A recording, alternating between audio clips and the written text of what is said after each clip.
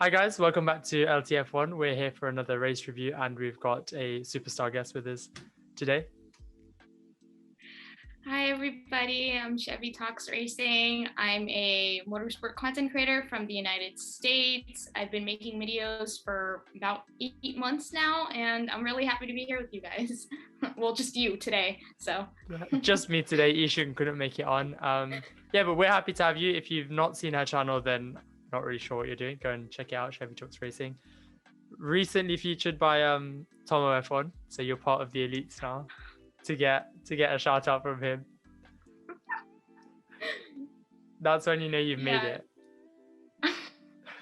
No, I was really surprised that happened, but thank you. Did you get a lot of traffic from it? You know what? Not as much as I expected. I got more traffic when Ben Mutinda featured me like last year. But no, I didn't get that much traffic, but you know what? It's all good. It's the fact that it was Tomo, so. Yeah, it's a big thing to get on his mystery subscriber. But if you do watch this channel and you watch Tomo, then you can go and comment under his video saying that he needs to feature her again. Maybe a collab with him for the next race review. But we're here to talk about the Austrian GP. It was a Grand Prix that we all thought was going to be a banger, one of the highlights of the season, as it usually is. Not quite. The rain didn't come as we thought it was going to come, and it was a bit stale after lap one. But how did you find it? Personally, for me, I think there were definitely a lot of differences compared to last week in terms of race pace, of course, from the Red Bulls versus the Mercedes. I felt like the Mercedes got a lot slower compared to last week's race. But in terms of, of course, interestingness, this race was definitely, I would give this race like a 5 or a 6. Yeah, I'd agree. And just the fact that Hamilton was not there, like it was clear after a few laps that he wasn't going to be able to challenge, and it just kind of put a damper on the whole race. It's not what we want to see. No, he got significantly slower as time went on, and Max was able to increase that lead. So I think that, said a lot about their pace this weekend for sure. And maybe I don't know if you felt it, but I felt that Hamilton kind of just checked out after a bit mentally as well. Once he'd realized that he wasn't going to be able to catch him past, I think he was just coasting. You know what? Yeah, I felt the same. That now that you mention it, I felt like maybe Valtteri was more in this week than Hamilton was for sure. I felt like Valtteri was more active in trying to keep up the fight with Perez. But with terms of Hamilton trying with Max, I feel like after a while he was just kind of like, okay, it's not going to work out this race. And he said it at the end too. He was like, I don't know what we're doing. They're significantly faster than us. So I think he's starting to kind of feel it. And obviously Valtteri's got a lot more to play for in some respects because he's fighting for his seat right now. And had he lost that position to Perez, it probably would have been the final nail in the coffin. No, yeah, and the fact that Russell did so well this weekend, I think didn't, it kind of put the pressure on Valtteri to do well as well. So yeah. Well, speaking of Russell, my heart sank when I saw the pit stop and they were regassing or doing whatever they were, and I was like, that's it. Now I'm checked out of this race because the last person I was rooting for was gone. No, I'd like to think they were just preparing him in advance for Mercedes' absolute sabotage of pit stops. But no, it was difficult to see because he did work really hard for that. But now that he's done it once, I think that he's going to become more confident, obviously, with that car. And we might even see him get points in the future, of course. Yeah. Well, yeah, the only good thing about crashing out or getting DNF'd this weekend is that you've got next weekend. It's the same track. If you can do it this week, you can do it next week, is what we think. But Hamilton did comment in the post-race interviews that they might find something between this week and next weekend. I think he was talking about the wings and a possible engine upgrade. So we could see a closer fight next weekend, hopefully. They should do something, obviously. They need to do something. I feel like with the way they ran things this week was kind of, I don't want to say they handed it over to Red Bull, but they were not there when they needed to be. So they definitely need to do some rethinking, figure out what's going on with their cars compared to the Red Bulls, of course. Yeah. contrastingly, a bit further down the field, Ferrari, amazing race pace. They've had an amazing race. The season's really coming to them. They didn't do too well last week out in France, but for Leclerc to spin on lap one, get a puncture on lap one and come all the way back. Wow. You know, I have to admit, compared to what they did last week, and then even, of course, like the rest of this weekend before today's race, I definitely felt like they weren't going to have race pace. Like, I just didn't believe in them. I believed in Ricciardo more, if I'm being honest, but the pace today was phenomenal. Of course, I don't necessarily agree with Leclerc's start at the beginning. I felt like he was a little bit too pushy with that, and that cost Gasly his race.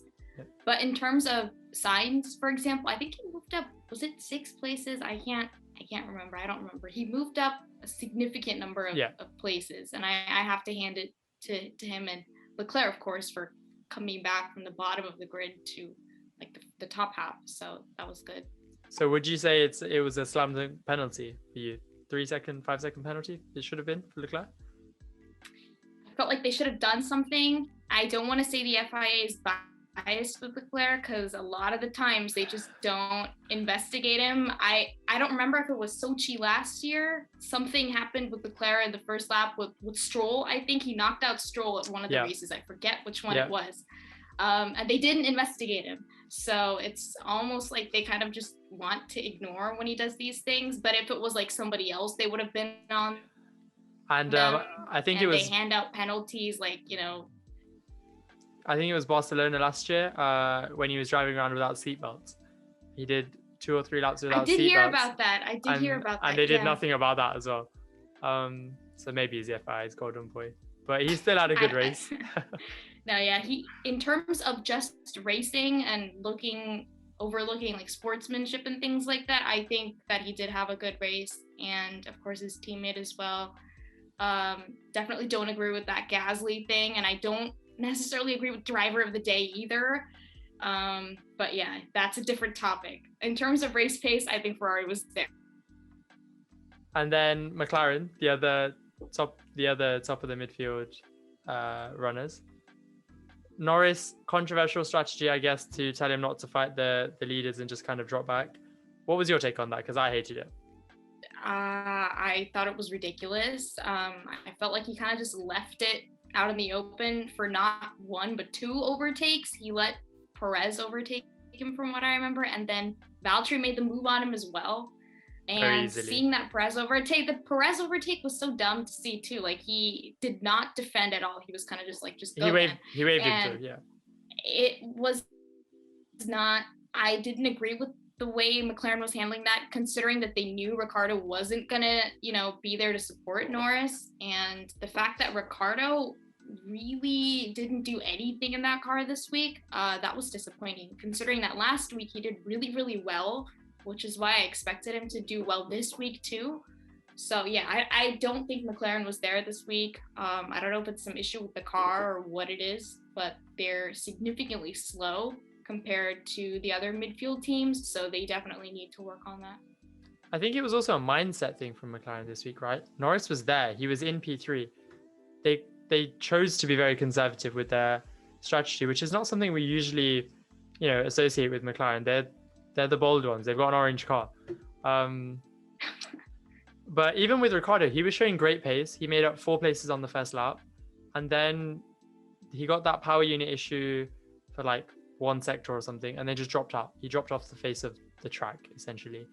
I think that the issue with the McLarens this year is, I feel like last season, of course, because they knew Lando and Carlos kind of bounced off each other really well, they could come up with these really cool strategies wherein like both of them would be super close to each other and really stay in the points.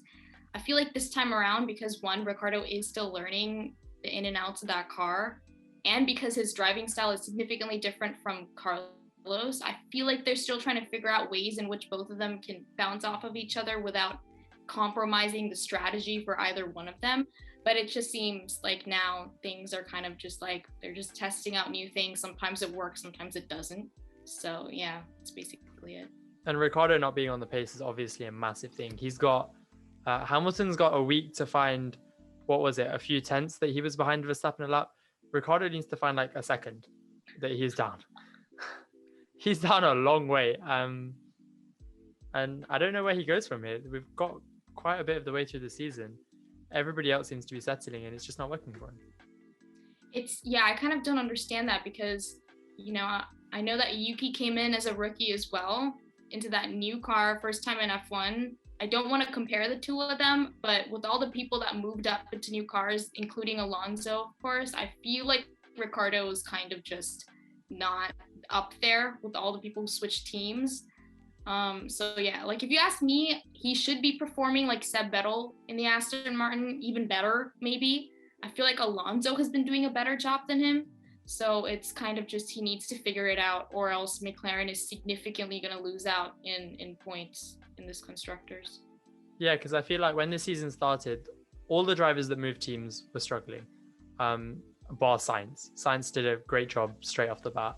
But now everybody's found their rhythm. From maybe last race weekend, Alonso's back ahead of Ocon, on level terms with him. Vettel smashing it at Aston Martin, doing everything he can to get himself out of the car. And then there's Daniel Ricciardo. We know he's quality, but he's not showing it at the moment. How long do you think they're going to give him? Obviously, he's got the multi-year contract, but how long until his reputation really takes a big hit? I don't know. I feel like maybe it was starting to go down, and then last week he redeemed himself. But then the fact that it's kind of, not there again, was last week just a fluke then? Like, I don't understand what it is. I really don't know how many more they're going to give him. I literally don't know what to tell you. I think I would give him maybe like 3 more races, and then if it's still, terrible and all the other teams are starting to move up significantly, then I would say there's an issue with him being in that second seat. Like, it's not to say that he's not a good driver. Like, he is a wonderful driver. It's just maybe that car isn't suited for him. He drove the wheels off of the Renault last year, so I think maybe it's just a car issue, really. Yeah, and we've got to get that out there before we get hate in the comment section. We know he's a good driver. We're not just slagging him off. But yeah, it's just not working for him at the moment. Maybe he needs time. 3 races for me. He's had enough time already. He should have got on with it. So he's sort of dropping down that list. We had a technical issue. Daniel Ricciardo is still a good driver. We don't hate him. We'll take it from there. But moving on from them, who else had a good race for you? For me, Lance Stroll, I would have to say. I feel like Stroll is one of those people that you can count on to kind of take the long stint, if you know what I mean. Like, he kind of is reliable in situations like this where if he just has to keep going, he'll keep going and he'll maintain pace as well.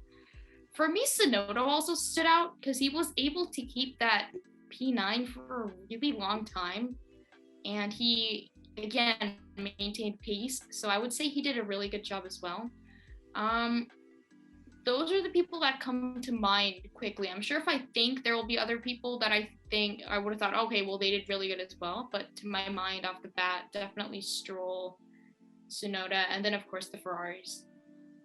Yeah, Tsunoda, I think the best thing that I saw from him this weekend was just the calm. He was getting overtaken. He was in fights, but it was just calm. He always looked in control, and that was the biggest thing that he's needed this season. And then, Stroll, he's not the most exciting driver, but he gets the job done, and that's what Aston Martin need. Someone to get the job done. But also Perez, we can't go without mentioning him because obviously he's had an amazing race. He's done exactly what Red Bull needed him to do. Very unlucky with the pit stop, but he was there pressuring Bottas right until the end, and he might just deliver Red Bull a Constructors' Championship this year. I think he definitely is going to deliver the Constructors because Red Bull needed that second driver to desperately support them. I mean, I think Alex Albon is a wonderful driver and a wonderful person as well. And I heard he's doing really well in DTM right now. But that second seat is a lot of pressure, a lot of mental stress too, I would have to say, because, you're not only trying to keep Verstappen up front, but you also have to keep up in that fight with Mercedes. Mm-hmm. So I think Perez is doing a wonderful job of doing both of those things. Like, he's a wonderful teammate. He makes way for Verstappen when he needs to. And he's also pressuring the hell out of Valtteri. who, I think thus far hasn't had somebody push him that far. Usually it's Hamilton and Verstappen pushing each other, but Valtteri has kind of just been like a really good second driver without much people to pressure him. But now with Perez on his tail, you can see him kind of, crack at each race, I would have to say. Most of the people listening will know what our opinions are. Valtteri shouldn't have a seat. But Perez is doing a great job, and I think he's going to really grow into this role. We've not seen the most from him yet. I wouldn't be surprised if he's still there next season. I wouldn't be surprised if he's given Verstappen a run for his money in these new cars. And I'd love to see that. Another inter-team rivalry at Red Bull, similar to a Hamilton-Rosberg maybe. Probably won't get that heated though. I did see your reaction when I said Bottas shouldn't have a seat though. You disagree? I was surprised you picked up on that. You know what? Sometimes I can't really separate my feelings. I can't put my niceness aside when it comes to situations like this. I genuinely feel bad when people get roasted like that when they're not doing their job, of course. That was me with Albon last year. I felt really, really bad for him when people were like, get him out of F1. What is he doing? And I think that's always a thing when you're the second driver in, one of the top teams where the lead driver needs you to be really, really good. And I'd like to think that Bottas is going through the same thing that Albon was going through last year, kind of just like a, am I really doing what I'm supposed to be doing sort of thing? And the stress is getting to him. I'm also being reminded of Seb Vettel when he kind of just checked out with Ferrari mentally last year. And, Valtteri, I think people forget sometimes that Valtteri is the second driver for one of the best teams in F1 and has been doing really well since 2017, I think.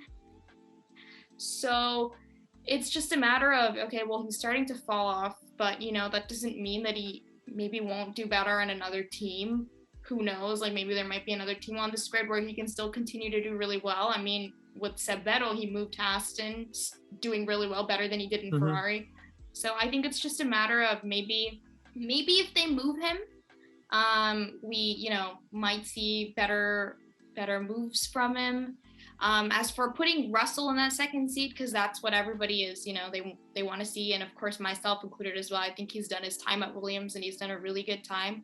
I think only after we put Russell in that second Mercedes seat will we see how good he genuinely is, because, we're basing it off of that one race last year, and he is a good driver, but sometimes it takes some time to see how somebody can perform. And there's a lot of people out there who like to pit George against Valtteri, when genuinely I don't think George wants to be pitted against Valtteri. It's he just gets dragged into these things. I'm sure he's thinking oh my God, I can't even get myself out of this because people are just pitting me against it. But, I think it's just a matter of time. We just have to see what happens.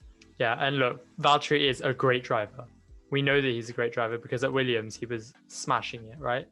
But we shit on him on this channel because he's not an entertaining driver. That's all. But he is a good driver and he's a nice guy, I'm sure. But yeah, we're just here for the entertainment. That's this race done. What do you think we're going to get going into next weekend? I don't know. It depends on how much the Mercedes change things up. If they're keeping things relatively the same, then we might see the same outcome. But that's not to say that the other teams who are really close will just stand by. Maybe McLaren will do something, pull some strings last minute to get Norris up into those points. I genuinely think if they didn't pull that conservative strategy with Norris, he could have genuinely fought for P3 at least. Kind of pulling him out when he had such good race pace, I think was kind of, I don't want to say dumb on their part. Maybe they were trying out something new, but maybe next week around they'll think twice before doing something like that, because as of right now, I think that Norris did a really good job. And with regards to any improvements for next week, hopefully we can see something come out of it, because I genuinely think that if he had continued, he could have contended for at least P3. They should do something about it, because Norris is their only contender for big points finish right now. And for the other teams, I don't know. I thought the other teams were all right. Ferrari did a good job, so I don't know if they want to do much more. Maybe they might kind of just lay back and let the two do the same thing again next week, because what if they do something and they slow down or something? So I think it's just a matter of seeing what Mercedes does. I think that's what everybody is waiting for.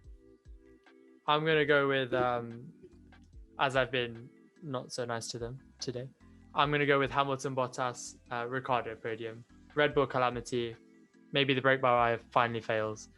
And yeah, we get a surprise podium. Here's hoping. We might get rain next week as well, and rain can change it up a lot. You know, I'm starting to get tired of it when people are like, oh my God, it's going to rain. It's going to rain. Like the past few races, it just hasn't even rained. I know. So I think I'm just going to let it do what it needs to do. And then we'll see. It'll be nice to see if it rains, because there are some teams that come out when it rains, like Aston Martin. Those guys are really good when it rains. So I think it's just a matter of waiting and seeing what happens. Yeah, I hate that feeling when we say there's going to be rain and then there's not. I've got the weather app right now for my phone trained on the track, and I went to sleep last night seeing thunderstorms and then woke up to clear skies. So that was just heartening. But it's been nice chatting to you. Thank you for coming on. Thank you for having me. Gracing our channel with your celebrity status. Yeah. Maybe we get a boost out of this. I am not a celebrity by any means, but I will definitely link this video in my next video. I will shout you guys out for sure. It's been lovely chatting to you. And yeah, we'll see what happens next week. That's all from us. You know what our socials are. You're already on our channel. If you've not subscribed yet and you made it to the end of the video, make sure you subscribe, because I forgot to say it at the beginning. But yeah, that's all from us. Bye.